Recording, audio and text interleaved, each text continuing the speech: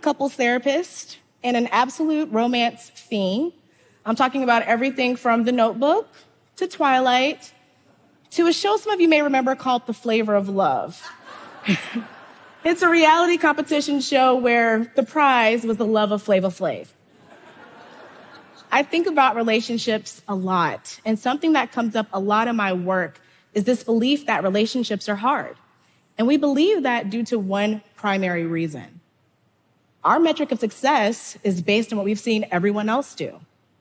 Imagine how you would honestly feel if you heard the following about another couple. Okay, I said honestly, okay?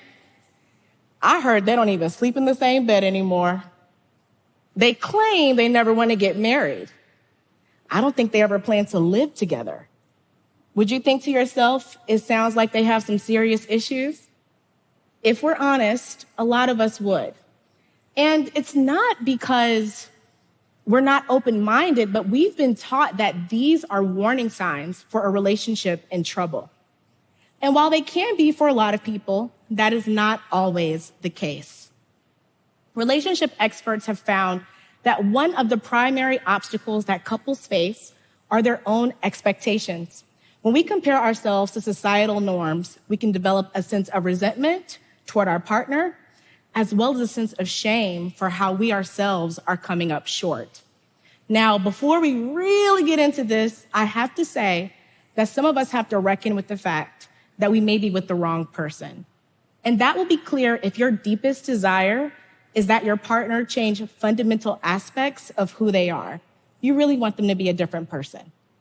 But if you're confident that you're with the right person and you just still feel frustrated and dissatisfied, we may find that rejecting everything we've known about good relationships is the key to actually having one.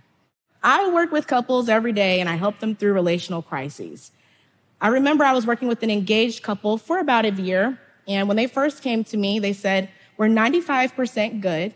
We just want to address the 5%. And I hear something to this effect often when I first meet a couple. It turns out that 5% was more like 75% and increasing. They were struggling to make a blended family work. One partner had kids, the other one had never lived with kids before, and they moved in together after only knowing each other for 3 months.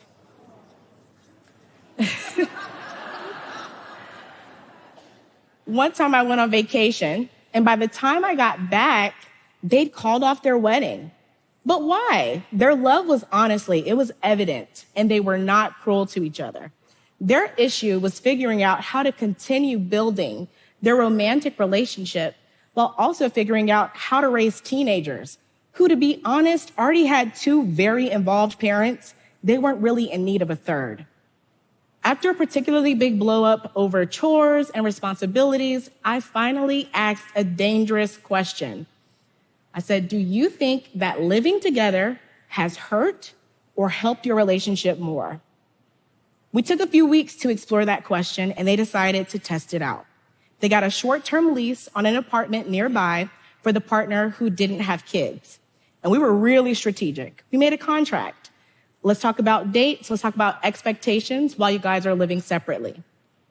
And by the time they came back to me, I'd never seen them communicate so well.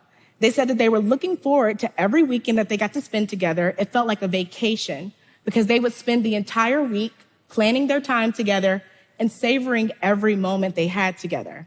They also found that their individual relationships with the kids drastically improved without the pressure of trying to transition them into an entirely new household dynamic, especially when they only had a couple years left in the house.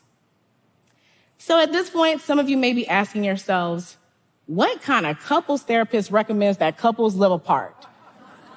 That's a fair question. And to be honest, for a majority of my clients, this solution would not work. And that is the point. When we're thinking about our relationships, we have to avoid focusing on what is normal. There's no such thing as normal when we're talking about 2 unique individuals with their own backgrounds and their own values. For this particular couple, they had to figure out a way to separate their romantic relationship from what really boiled down to roommate issues. And they had a circumstance that supported the option to live apart. One conflict that comes up a lot in my work is the difference in values between arriving on time and arriving looking and feeling your best. Neither one is wrong.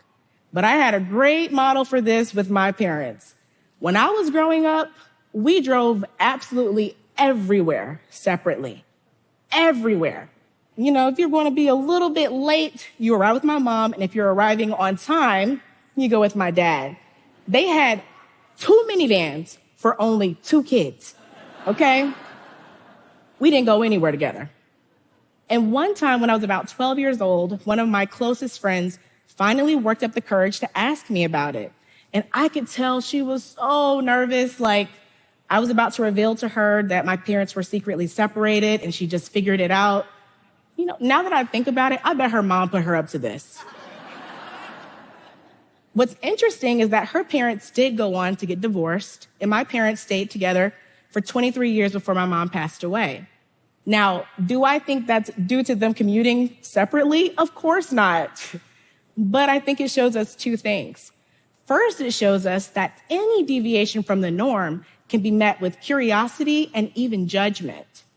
It also shows us that sometimes when we decide to do things a little differently, we can avoid the difference between having a really challenging day as a couple or a smooth day by simply accepting our differences not as a couple, but as individuals. Instead of trying to change our partners, what if we instead embraced their differences, our difference in values, and released the pressure of doing what everyone else is doing? It's okay to be a stay-at-home dad. It's okay if you prefer to travel without each other. It's okay if you need to have your own bedrooms so you can maintain personal space and be sane for each other. It's okay if you want to break tradition and create a new last name.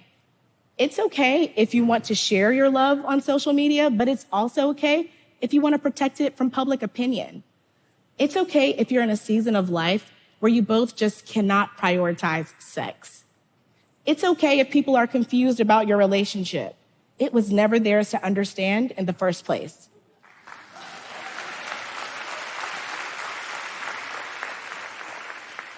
If we continue to accept the narrative that relationships are hard, then we'll continue to do nothing about it. If our relationships feel hard, I encourage us to reflect on what is hard about it. Is it really the relationship, or is it external factors like our own personal trauma histories or work stress? If it really is your relationship, let's really think about what you and your partner are willing to do differently to enjoy it again. I want us to reject everything we've ever known about relationships and challenge ourselves to create a relationship that not only defies expectations, but honors the peculiarities that make us, us. Thank you.